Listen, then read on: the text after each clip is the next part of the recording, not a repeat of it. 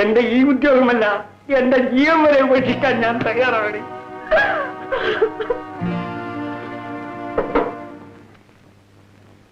അല്ല, ഇതാരാണ്?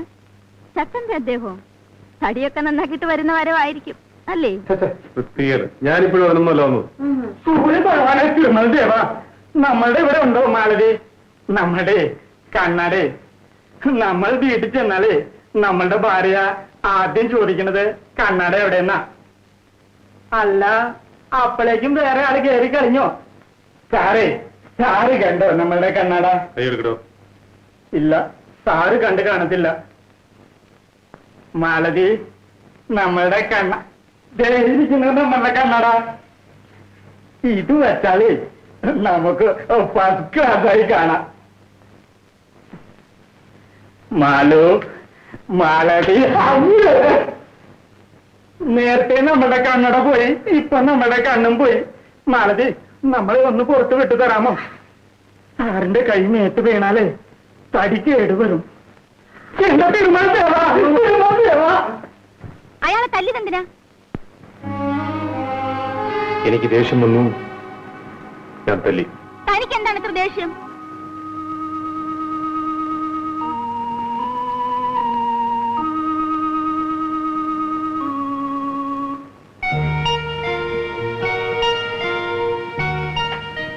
എടോ, തനിക്ക് ദേഷ്യം വരേണ്ട കാരണം?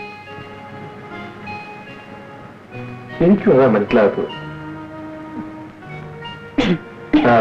അതൊക്കെ പോട്ടെ, നിന്റെ ചുമ എങ്ങനെ ഇരിക്കുന്നു? ഒരു കുറവില്ലല്ലേ? ഞാൻ സിനിമ കണ്ടോണ്ടിരിക്കുകയായിരുന്നു. അപ്പം നിന്റെ ചുമയെ കുറിച്ച് എനിക്ക് ഓർമ്മ. നേരെ മരുന്ന് കടയിൽ പോയി ചുമയ്ക്കുള്ള മരുന്ന് വാങ്ങിച്ചോണ്ട് വരുന്നു. കഴിച്ചു നോക്കി, ചുമ ഇപ്പം നിൽക്കും. ആ സിനിമയിൽ അവർ കാണിച്ചതാ, ഇപ്പം നിൽക്കും. കഴിക്കും.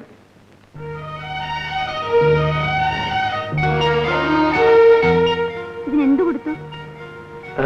നീ എന്തിനാ അറിയുന്നത്? കാശൊന്നും ഞാൻ വാങ്ങിക്കില്ല.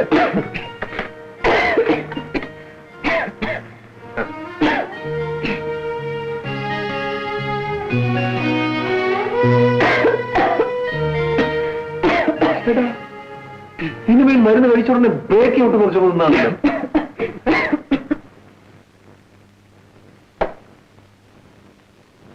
എടോ, സത്യം പറ, കണ്ണാടിയിൽ എഴുതിയിരിക്കുന്ന കണ്ടിട്ടല്ലേ താൻ വീണ്ടും ഇങ്ങോട്ട് കയറി വന്നത്? കണ്ണാടിയിൽ എന്താ എഴുതിയിരിക്കുന്നത്? എന്താ, വായിക്കാൻ അറിഞ്ഞൂടെ? അറിയാൻ വയ്യാത്തോണ്ടല്ലേ ചോദിച്ചത്. അയ്യേ, പഠിച്ചിട്ടില്ലേ? എന്റെ തൊഴിലിന് പഠിപ്പിന്റെ ആവശ്യമേ ഇല്ല. എന്നിട്ട് പോലും ഞാൻ 8ാം ക്ലാസ് വരെ പഠിച്ചതാ. നാണമില്ലല്ലോ തനിക്ക്? ഞാൻ പഠിച്ചിരുന്നെങ്കിൽ ഇന്ന് ഞാൻ എങ്ങനെയൊക്കെയോ ജീവിക്കുമായിരുന്നു.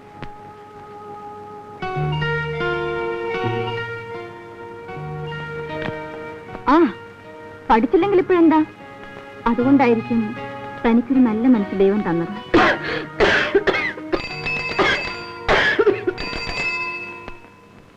പോസ്റ്റ്മാൻ ആണെന്ന് തോന്നുന്നു.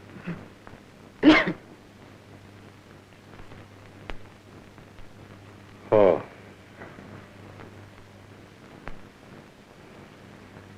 ഞാൻ പോകുന്നു. മരുന്ന് കഴിക്കാൻ മറക്കണ്ട.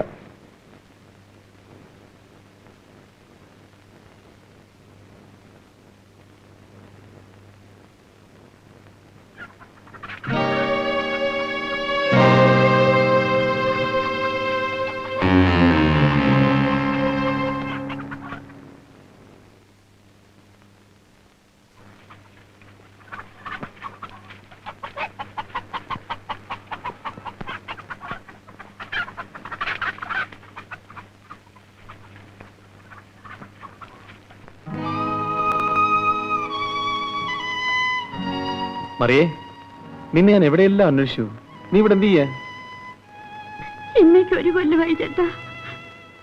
എന്റെ അപ്പം മരിച്ചിട്ട് എന്നെ ഒറ്റയ്ക്കാക്കിയിട്ട്.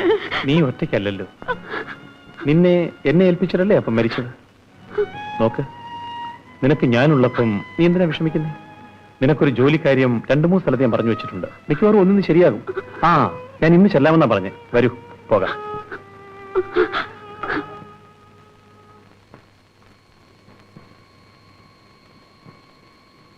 എല്ലാവരും വെക്ക് വെക്ക് വെക്ക് വെക്ക് എണ്ണ് എണ്ണ് എണ്ണ്. എന്താ ഫുള്ളാണോ? അതെ. എന്നാ കാശെടുക്ക്. തരാം. എന്താ പറഞ്ഞത്? തരാമടാ.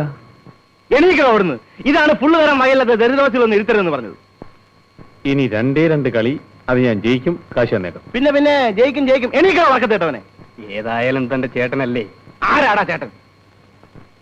ഏതായാലും രണ്ടും ഒരമ്മയുടെ മക്കളല്ലേ? ആ അമ്മ ഒന്ന് തന്നെ. എനിക്ക് എന്റെ തന്ത ആരാന്നറിയാം. അവന് തന്ത പലതാ. എന്താണോ പറഞ്ഞേ?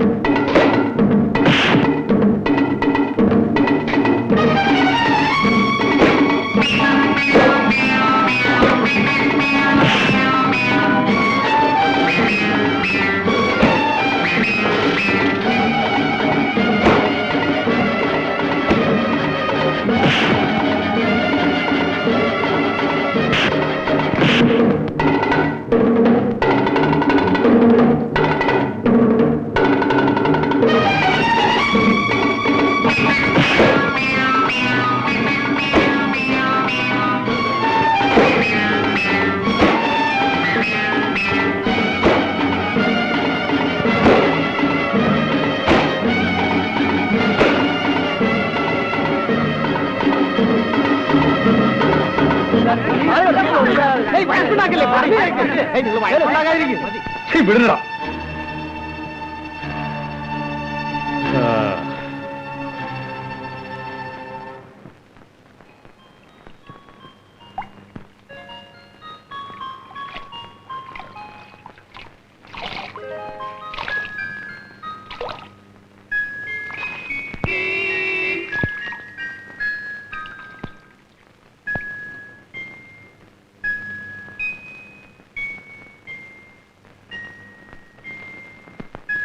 എടി പെണ്ണേ, എന്റെ മോട്ടോർ സൈക്കിൾ തുടക്കാൻ നിന്നോട് ആരാ പറഞ്ഞത്? ചുമ്മാതെ.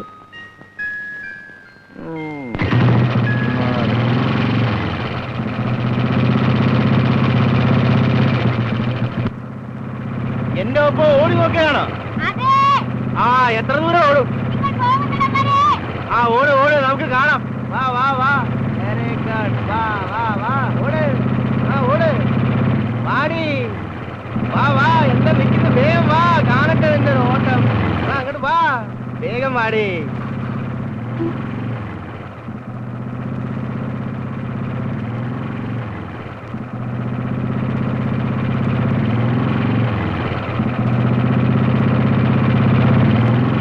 എന്താ നിന്ന് കളഞ്ഞത്?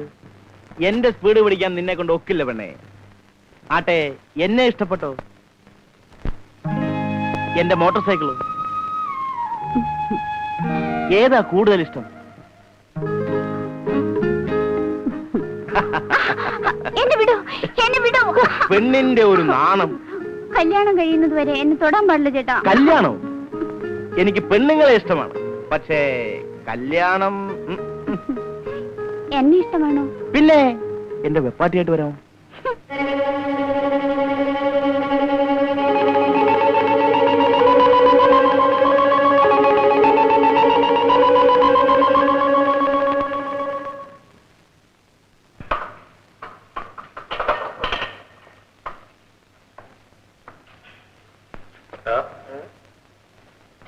മറിയൊരുത്ത് നീ എന്താ പറഞ്ഞേ?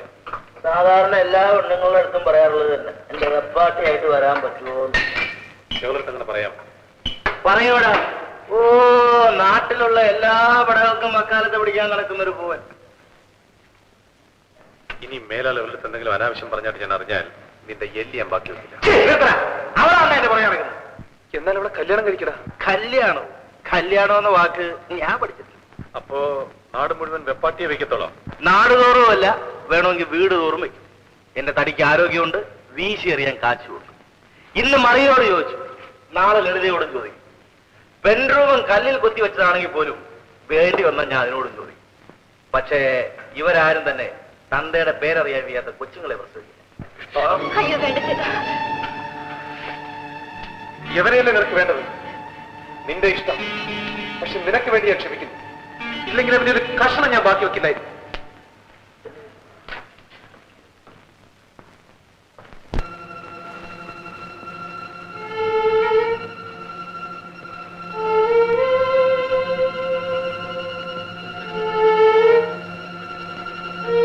തന്തയ്ക്ക് പറയാത്തവനെ എനിക്ക് എന്റെ തന്ത ആരാന്നറിയാം. അവന് തന്ത പലതാ. ഞാൻ ഇത്രയും നികൃഷ്ടജീവിയാണ്. തന്തയുടെ പേരെന്താണെന്ന് അറിയാൻ പാടില്ലാത്തത് എന്റെ കുറ്റമാണ്. ഇതെല്ലാം എന്റെ കുട്ടിക്കാലത്ത് ഞാൻ കൂടെ കൂടെ ചിന്തിച്ചു നോക്കാറുണ്ടായിരുന്നു. എന്റെ ജീവിതത്തിന്റെ തുടക്കം തന്നെ ശരിയല്ലായിരുന്നു. എനിക്ക് അമ്മ മാത്രമേ ഉണ്ടായിരുന്നുള്ളൂ. അച്ഛനെ ഞാൻ കണ്ടിട്ട് പോലുമില്ല. അച്ഛൻ ആരാണെന്ന് അമ്മ പറഞ്ഞിട്ടുമില്ല. പക്ഷെ വീട്ടിൽ എത്രയോ ആണുങ്ങൾ വരുമായിരുന്നു. അമ്മയ്ക്ക് ഇത്രയധികം ബന്ധുക്കളോ എന്ന് ഞാൻ സംശയിച്ചിട്ടുണ്ട്. കുറേശ്ശെ എനിക്ക് മനസ്സിലായി അമ്മയുടെ പോക്ക് ശരിയല്ലെന്ന്. വരുന്ന ആണുങ്ങളെ സൽക്കരിക്കാനേ എൻ്റെ അമ്മയ്ക്ക് സമയമുണ്ടായിരുന്നുള്ളൂ. വീട്ടിൻ്റെ ഒരു മൂലയിൽ ഞാനൊരു അനാഥനം പോലെ കിടക്കുമായിരുന്നു. ഒരു ദിവസം എൻ്റെ അമ്മ കല്യാണം കഴിച്ചു. അതിനുശേഷം വീട്ടിൽ ഒരു പുരുഷൻ മാത്രമേ ഉണ്ടായിരുന്നുള്ളൂ. അയാളെ അച്ഛ എന്ന് വിളിക്കണം എന്ന് അമ്മ പറഞ്ഞു തന്നു. അച്ഛൻ വന്നു കഴിഞ്ഞു. എൻ്റെ ദുരിതങ്ങളെല്ലാം അവസാനിച്ചെന്ന് ഞാൻ കരുതി. പക്ഷെ അത് വെറും സ്വപ്നം മാത്രമായിരുന്നു. എനിക്കൊരു കൊച്ചനുജൻ ജനിച്ചു. അവരുടെ ശ്രദ്ധയും ലാളനയും എല്ലാം അവനിലായിരുന്നു. പഴയതുപോലെ വീട്ടിലെ തിണ്ണയായിരുന്നു എൻ്റെ വാസസ്ഥലം. അനിയനെ മാത്രം സ്കൂളിൽ പറഞ്ഞയക്കുമായിരുന്നു. എനിക്കും പഠിക്കണമെന്ന് പറഞ്ഞതിന് കിട്ടിയ സമ്മാനം ചവിട്ടും തൊഴിയുമായിരുന്നു. എല്ലാം സഹിച്ചു ഞാൻ സഹി കെട്ടു. സഹിക്കും തോറും കൂടുതൽ ഉപദ്രവിക്കും എന്ന് ഞാൻ മനസ്സിലാക്കി. ഒരു ദിവസം ഞാൻ അമ്മയോട് കാശ് ചോദിച്ചു. അമ്മ തരികയില്ലെന്ന് പറഞ്ഞു. കയ്യിലിരിക്കുന്ന ഉടഞ്ഞ കുപ്പി കൊണ്ട് അമ്മയെ കുത്തിക്കളയുമെന്ന് പേടിപ്പിച്ചു. അമ്മ ഭയന്ന് കാശ് തന്നു. കാശുണ്ടാക്കാൻ ഇതാണ് മാർഗമെന്ന് അന്ന് ഞാൻ മനസ്സിലാക്കി.